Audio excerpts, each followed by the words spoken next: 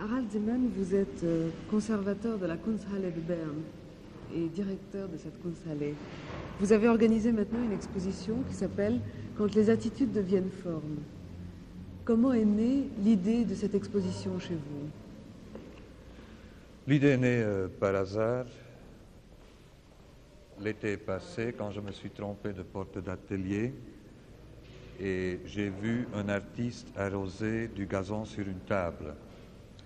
Et j'avais tout de suite envie de montrer tous les artistes qui avaient des gestes semblables.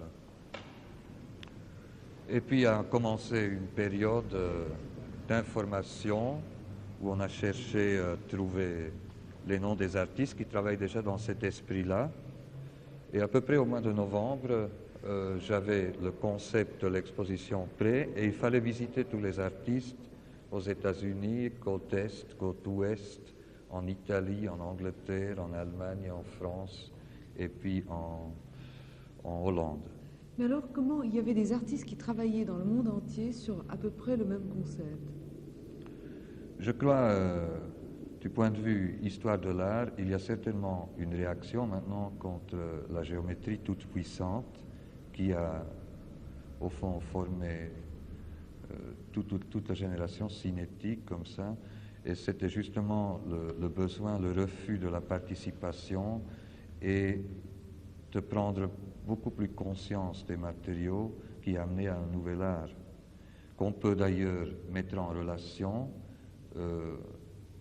avec le geste de Pollock, avec les happenings en quelque sorte, le résultat des happenings, et puis naturellement il y a toujours du chant tout à fait Est-ce qu'on peut parler d'une école? Ben, jusqu'à maintenant, c'était plutôt des gestes isolés, mais depuis le mois de décembre, quand à New York, il y avait déjà 9 artistes mis ensemble à la Castelli Gallery, et puis maintenant à Berne, et puis il y a à Amsterdam, il y a une information sur cette tendance. Alors naturellement, ça devient de nouveau tout de suite, je ne dirais pas une école, mais on va voir pendant cette année que cet art va avoir beaucoup plus de représentants qu'il y a aujourd'hui. Ça a commencé à peu près en 1966 à Turin et simultanément en Amérique que les artistes ont refusé de travailler avec des idées d'art préconçues et de faire directement les choses. No, I got it because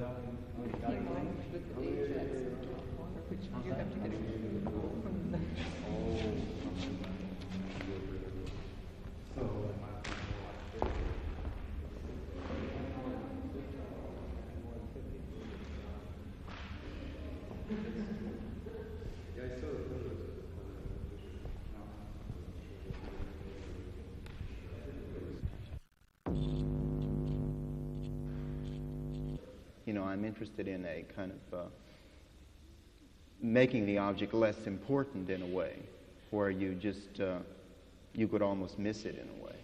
But yeah. Then, because of the idea and because of even the form that it takes, I think you come back to the object in another way, in a, I hope, you know, a much harder way. But at first, I'm interested in the object being very banal and just almost not there. Yes, one moment, yes. Oh. Go on. Yes, just continue with him.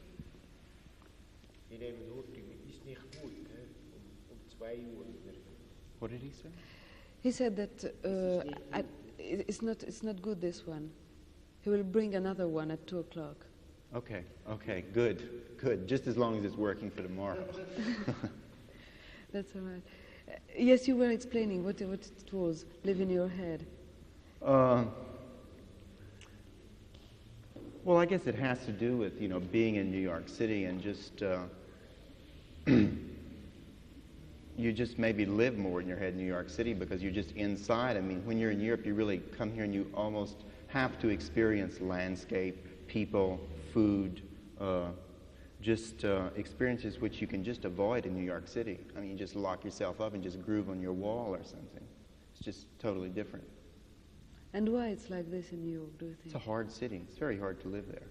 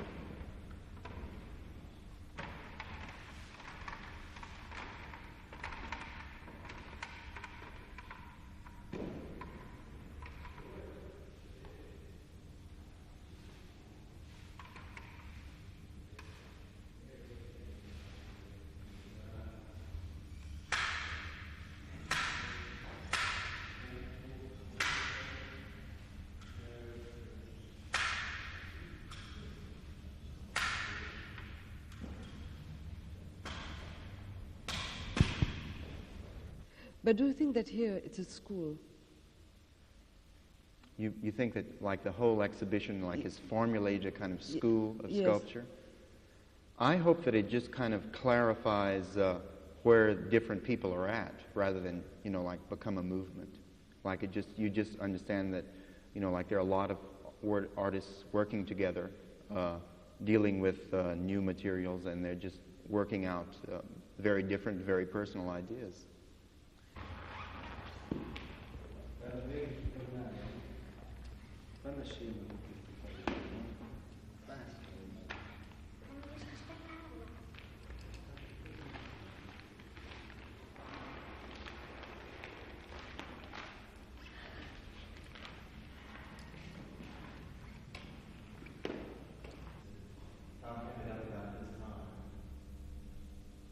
That's great. Your head's in the way. Your hand is in the way. Yeah. Just the bottom to the right, very, very little.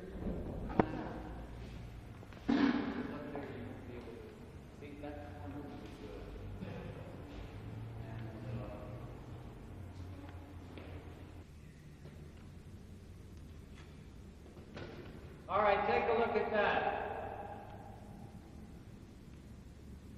I can't hear you.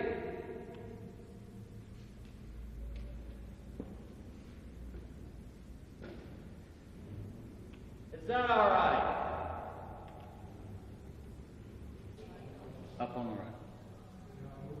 Okay, now? More? No, All right.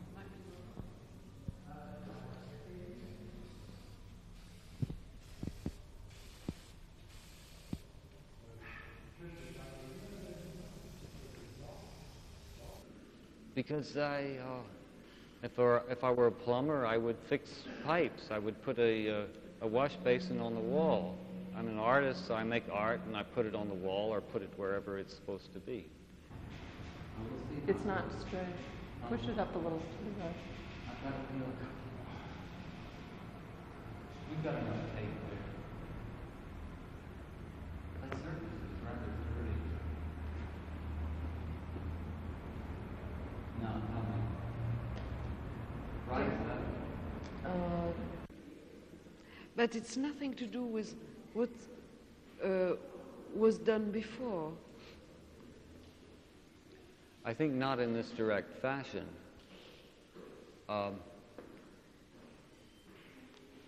Art has been made or not made. I believe it was Duchamp who limited certain kinds of his art to selection, to picking up and holding it up, or putting it in a place where it can be seen. A ready-made is made in the sense that it's selected. It doesn't matter whether Duchamp made a bottle rack or not. This is who made something is less magical now, because we have in the world such a complicated apparatus for making things that it is vain and foolish to enter into competition with the real masters and the great powers at making things. National Aeronautics and Space Administration can make things in greater variety, size, and scope than I am. And well,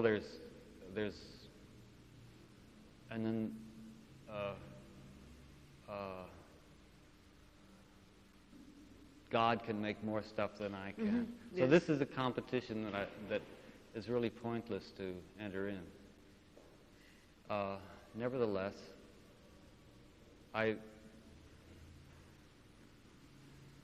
the only alternative to making something would be my standing in the place and pointing my finger. So I choose an arrangement, an alternative arrangement, which is to leave a mark of some sort, which could be my name, but which is recognizable as something which I make, and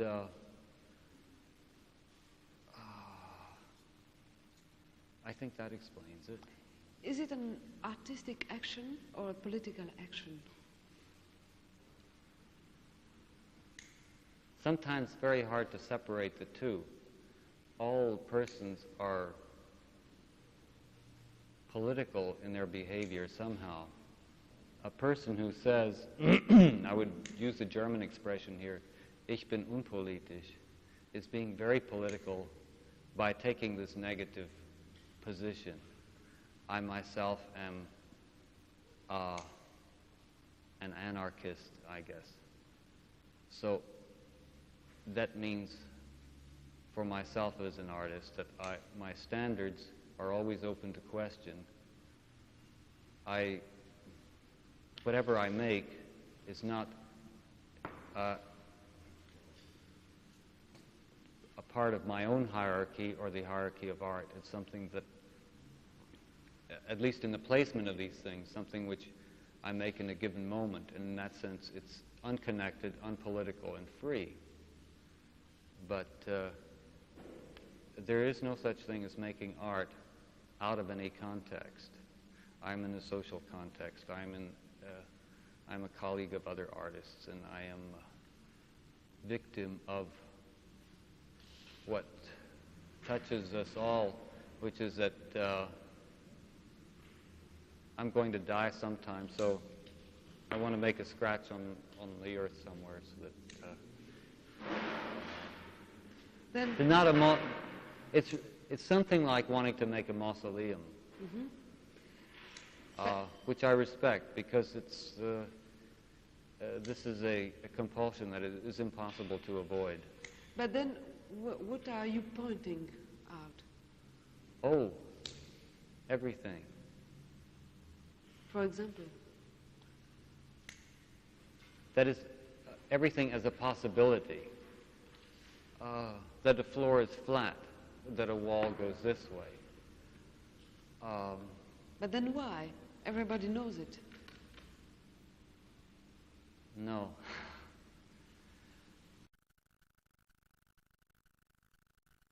La première chose, quand on arrive ici, on pense que c'est un art sans style, que tout est vraiment possible, mais finalement, quand on regarde de plus près, on voit quand même qu'il y a, ce qui est très important, que ces artistes veulent transmettre au public une certaine prise de conscience, que ce soit avec une table où il y a des journaux, des journaux que l'artiste a lus pendant une semaine quand il était dans le bus, ou bien qu'on fasse des sculptures immenses rien qu'avec une ficelle. Et l'exaltation du moi, est-ce que ça a un rôle là-dedans? Oui, naturellement, on peut relier, c'était clair que tous ces mouvements qui sont nés de la côte ouest en Amérique, sous l'influence orientale, comme les hippies et les rockers, ces anti-sociétés en quelque sorte, et naturellement aussi le problème de la drogue, ont vraiment formé toute une jeunesse, si vous voulez, pour s'exprimer différemment. Tout ça est resté longtemps sur le plan existentiel, et maintenant ça commence à prendre forme. Et c'est aussi pour expliquer le titre qu'on a longtemps cherché, parce que tous les mots-clés là qu'on a proposés jusqu'à maintenant, comme antiforme, je trouve ça trop négatif pour l'introduire en Europe, en quelque sorte, cet art. Et puis finalement, en visitant tous les artistes, chacun avait son attitude spéciale qui est devenue directement forme. En fait, Alain Jacquet, cette œuvre est en cours de préparation. Qu'est-ce qui va encore arriver à ces fils? Eh bien, normalement, il devait être encastré dans le mur. C'est-à-dire que je devais creuser un sillon, comme ça, dans le mur, les faire passer à l'intérieur, et ensuite replâtrer par-dessus. Mais c'est pas possible parce que les murs sont en béton, on peut pas creuser dedans. Alors ce que je vais faire, je vais le faire passer dans le coin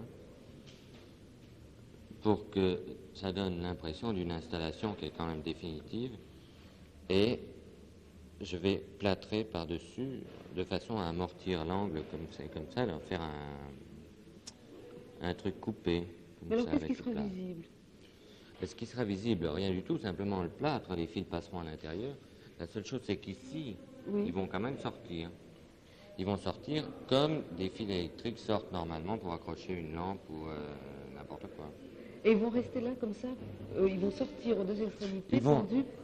Oui, ils vont sortir ici et au bout, ils vont être mis à nu, c'est-à-dire, enfin, on verra le cuivre, le fil de cuivre qui sort. Ils seront là pour rien et en fait, de toute façon, ils ne seront pas branchés, ils sont raccordés au